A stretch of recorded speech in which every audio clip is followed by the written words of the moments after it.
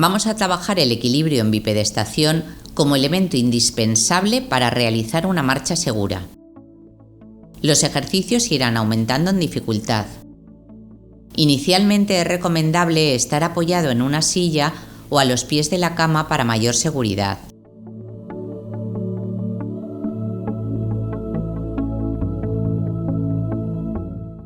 Paso de sedestación a bipedestación con la ayuda de un apoyo anterior.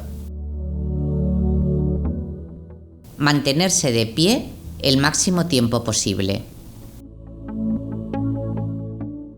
Conforme se vaya mejorando el equilibrio, se retirará el apoyo.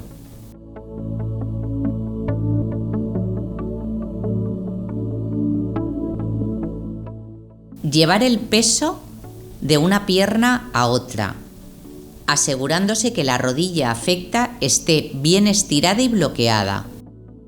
Si la rodilla se flexiona cuando se cambia el peso, debes progresar llevando la carga poco a poco. Permaneciendo de pie, alcanzar objetos hacia adelante y hacia ambos lados.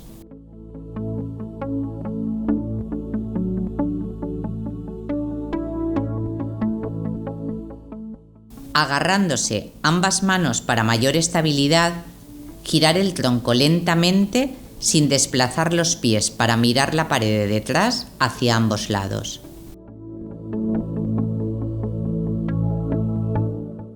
Apoyado sobre una silla, dar un paso hacia adelante y atrás con la pierna afecta y después con la pierna sana. En el caso de que la rodilla claudique, vuelve a practicar con más intensidad el ejercicio de cambio de peso.